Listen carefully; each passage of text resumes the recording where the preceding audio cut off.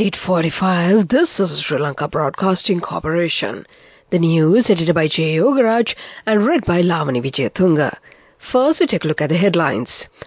The President launches public learning and education platform for Sri Lankan youth. The IMF says sufficient progress for Sri Lanka's debt restructuring to move forward. The Parliament will be convened from the 18th to the 20th of this month. For the first time, the increased tea production in second 6 months may be recorded this year. The US encourages Sri Lanka's leaders to stay committed to reforms. Public Service Commission approves the new service constitution for Grama Nilidhari officers. In news overseas, North Korea trash balloons landed over 770 sites in South Korea. And in sports news, Sri Lanka drawn in Group E of Under-20 Football Asian Cup qualifiers. Those are the headlines, and now let's move on to the details of the local news. The landmark event, the official launch of the Public Learn education platform www.publiclearn.lk for the Sri Lankan youth community took place yesterday at the Chamber Hall of the Presidential Secretariat under the patronage of President Ranil Wickremesinghe. Public Learn is a platform that guides users to free courses from the world's top universities. Operated by Region Global, it has been funded by the Sri Lanka diaspora in the UK to bring this resource to Sri Lanka. President Ranil Wickremesinghe officially launched www.publiclearn.lk, a new education platform aimed at transforming Sri Lanka's learning landscape. Emphasizing the importance of adapting to a knowledge-intensive society, the President highlighted Sri Lanka's strong education results despite various systematic flaws.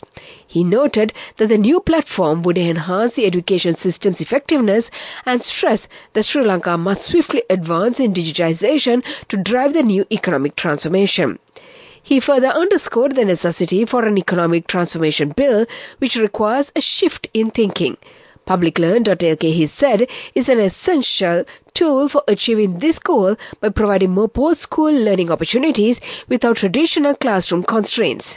This digital platform can also help address the shortage of skilled, experienced teachers within classrooms and pave way for many Sri Lankans to advance and transform the country.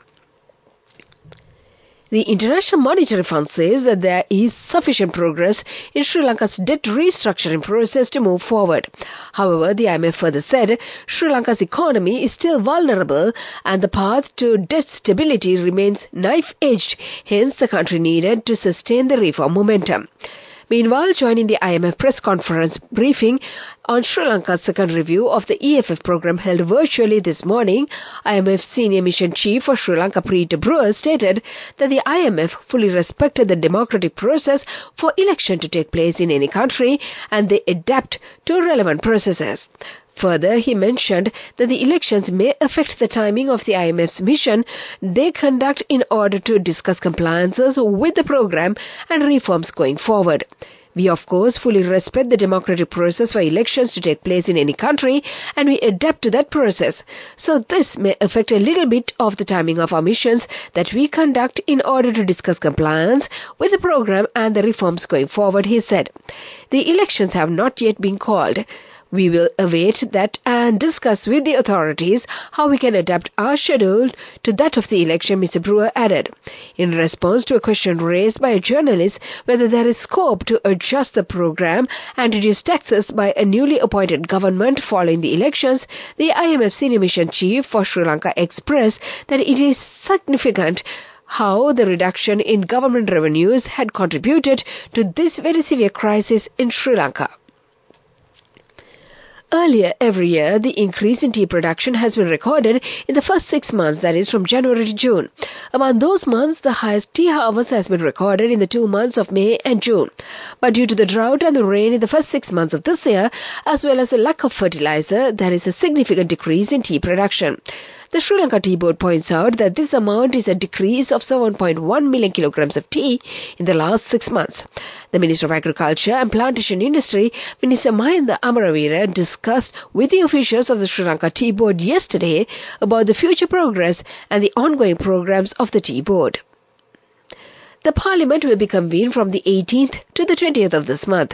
Secretary General of Parliamentary Affairs Kushani Rohanadira said the decision was taken at a meeting of the Parliamentary Affairs Committee held recently at the Parliamentary Complex under the patronage of Speaker Mahinda Yapa Abeyawardena. Accordingly, the Parliament will meet on the 18th June at 9:30 a.m. The time 9:30 to 10:30 a.m. is allocated for the verbal questions and answers. The time from 10:30 a.m. to 5 p.m. is allocated for the debate on the special gazette notification released on Tourism Act. The standing orders under this Act and Land Reclamation Act and using the government lands for sports purposes will also be debated under this provision. This is the news from the Sri Lanka Broadcasting Corporation. A comprehensive banking services package with a branded checkbook as well as debit and credit card exclusively for you. And we continue with more local news. The U.S. Ambassador in Colombo, Julie Chung, says that the United States welcomes the International Monetary Fund's approval of Sri Lanka's second review of the Extended Fund Facility Program. Taking to X, formerly Twitter, the U.S. envoy said, while recognizing that reforms can be challenging, the U.S. continues to encourage Sri Lankan leaders to stay committed to take needed measures that ensure accountability, transparency and representative governance to foster investment and growth. State Minister for Home Affairs Mr. Ashok Patirana announced that the Grama Niladhari Service Constitution has been approved by the Public Services Commission following the approval of the Cabinet of Ministers. He also mentioned that the new constitution allows for necessary amendments. State Minister Ashok Patirana Priyantha disclosed these details today during a press briefing held titled Collective Paths to Stable Country at the Presidential Media Centre. Addressing the media personnel, the State Minister further stated that the government has recently undertaken several significant projects such as the Urumaya and Aswasuma. Additionally, many development projects that were halted last season have now resumed. Redevelopment efforts in both villages and town are also underway through the decentralized allocations. And to conclude the local news, the headlines once again. President launches public learning and education platform for Sri Lankan youth. The IMF says sufficient progress for Sri Lanka's debt restructuring to move forward. The Parliament will be convened from the 18th to the 20th of this month. For the first time, the increased tea production in 6 months may be recorded this year. The U.S. encourages Sri Lankan leaders to stay committed to reforms.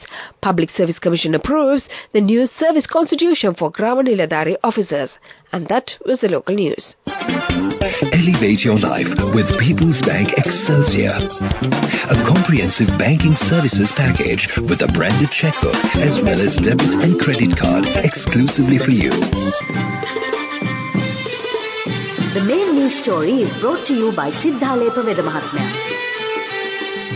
The main news story for tonight, President Ranil Wickremesinghe emphasized that he has not deviated from the principles of the democratic socialist system in Sri Lanka.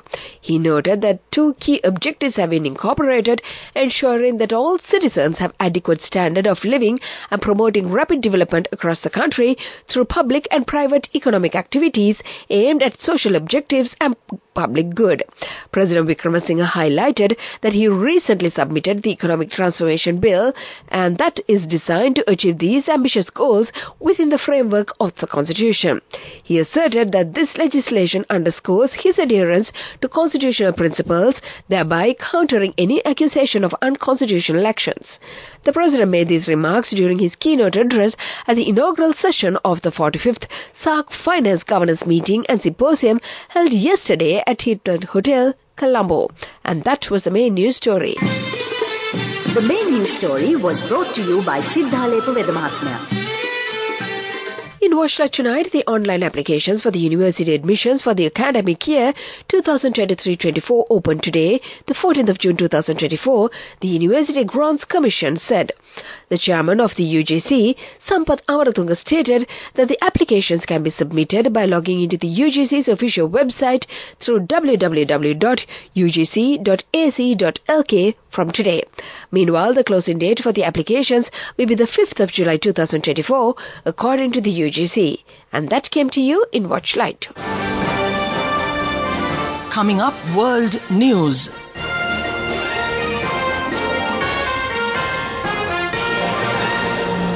Headlines of the world news. North Korea trash balloons landed at over 770 sites in South Korea. Record heat wave kills dozens in India. The UN slams Taliban ban on secondary schooling for girls in Afghanistan. Those are the headlines, and now let's move to the details of the world news. A survey shows trash-carrying balloons Pyongyang has recently flown into South Korea have landed at over 770 locations across the country. North Korea has repeatedly flown such balloons towards South Korea since May 28th to retaliate for balloons with anti-Pyongyang leaflets sent to the north by the North Korean defectors in the south.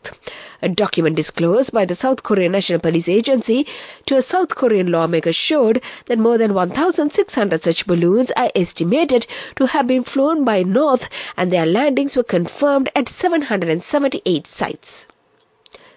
The record heat wave in India shows no sign of dying down. Scorching weather in the recent months has claimed dozens of lives across the country. Local media say that India is experiencing one of its longest and deadliest summers. In the eastern state of Odisha, at least 41 people reportedly died of heat stroke. The meteorological department says that the heat waves have been most frequent in Odisha in this season, followed by the northern state of Rajasthan. 1,000 days have passed since the Taliban stopped Afghan girls from attending secondary school. UN agencies say that their lives and future are being damaged. UNICEF released a statement marking what it called a sad and sobering milestone. It points out that 1,000 days of education loss adds up to 3 billion learning hours for Afghan girls. It says their exclusion from classroom is a blatant violation of their right to education as well as harming their mental health. And that was the world news. Development news. In celebration of World Environment Day, Aiken-Spence Hotels reaffirms its unwavering commitment to sustainability with the planting of 2,000 trees across the properties in Sri Lanka, the Maldives, India and Oman. This ambitious initiative not only underscores the company's dedication to environmental conservation but also serves as a call for action for global ecological responsibility. And that came to you in the segment of Development News. Moving on with sports news. It's soccer news. Sri Lanka has been placed in Group E for the upcoming AFC Under-20 Asian Cup 2025 qualifiers. They will compete against Tajikistan, Oman, Malaysia and Korea. The qualifiers will be hosted by Laos from September 21st to the 29th, 2024. This announcement was made during the draw held at the AFC House in Kuala Lumpur, Malaysia yesterday. A total of 45 teams were divided into 10 groups, 5 groups of 4 teams and 5 groups of 5 teams each. The 10 group winners and the best 5 second-place teams will advance to the finals, which China will host from February 6th to the 23rd, 2025. That is the sports news, business news coming up. Go ekakiyana youth ekata life eke change ekata niyameta set wenna aswahagena dakapuhina habe karanna youth ekata niyameta set wenna friendship eka menna. The all-new NSB Ithru account, NSB IAM, a plan for your dream. Business news, sponsored by National Savings Bank, the safest place for your money. Royal Classic Hotels Kandy, in a bid to embark on a major expansion drive to extend their footprint, have taken over the management of 2 properties in Kandy and Dambulla. General Manager of Royal Classic Resort, R. J. Pratap, said that their chairman, Amaipan Sivasubramaniam, a businessman in Kandy for over 30 years, diversified into leisure sector and invested in Royal Classic Resort Private Limited at Arangala, Kandy in the year 2019. That was the business news. Economic news follows. Business news, sponsored by National Savings Bank, the safest place for your money. Go ekakiyana youth ekata life eke change ekata niyameta set wenna aswahagena dakapuhina habe karanna youth ekata niyameta set wenna friendship eka menna. The all-new NSB Ithru account, NSB IAM, a plan for your dream. In economic news, the first ever Ratnapura International Gem Jewelry Exhibition 2024 organised and presented by the National Gem and Jewellery Authority, will be held from June 29 to the 1st of July 2024 at the Grand Silver Hotel in Palmadulla. This year's exhibition is set to play a crucial role in achieving Sri Lanka's target of $2 billion in gem and jewellery exports by the year 2025, cementing Ratnapura's status as a premier sourcing city for high-quality gems, said the chairman and the CEO of the National Gem and Jewellery Authority, Viraj De Silva. That was the economic news and the weather report to conclude. Weather report.